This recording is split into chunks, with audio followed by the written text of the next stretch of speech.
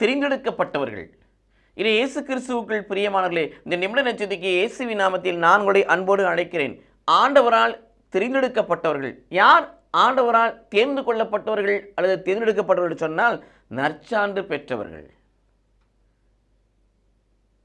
தாவீதை பார்த்து ஆண்டவர் சொல்லவில்லையா? திருத்துதர் பணி 13:22 வாசிக்கிறோம். ஈசாயின் மகன் தாவீது என் மனதிற்கு உகந்தவன், என் இதயத்தின் விருப்பத்தை நான் நிறைவேற்றுகிறான் என்று சொல்லி தாவீதை குறித்து கடவுள் நச்சான்று பகரவில்லையா? அதுபோல உங்களை என்னை குறித்து நச்சான்று பகர வேண்டும். இவரே என் அன்பார்ந்த மகன், இவருக்கு செவிசாயங்களை சொல்லி இயேசு கிறிஸ்துவை குறித்து கண்டையாய கடவுள் நச்சான்று சொல்லவில்லையா? அநேக அப்போஸ்தலர்கள் மீது அநேக இறைவாக்கிகளை குறித்து ஆண்டவர் நற்சான்று சொல்லவில்லையா? அதே போல் உங்களை என்னை குறித்து ஆண்டவர் நற்சான்று சொல்லுகின்ற பொழுது நாம் தெரிந்து கொள்ளப்பட்டவர்கள். தூய ஆவியினால் நிரப்பப்படுகின்ற பொழுது நாம் தெரிந்து கொள்ளப்பட்டவர்கள். அதிகாலமே எழுந்து செவித்து ஆணுடைய அருளை பரிவரமாய் பெற்றுக்கொள்ளுகின்ற பொழுது நாம் தெரிந்து கொள்ளப்பட்டவர்கள்.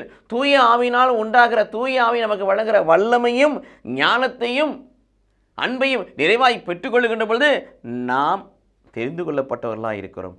ஆம் பிரியமானவர்களே, ஆண்டவரால் தெரிந்து கொள்ளப்பட்டவர்களாய் வாழுகின்ற பிள்ளைகள் எப்படி இருப்பார்கள்?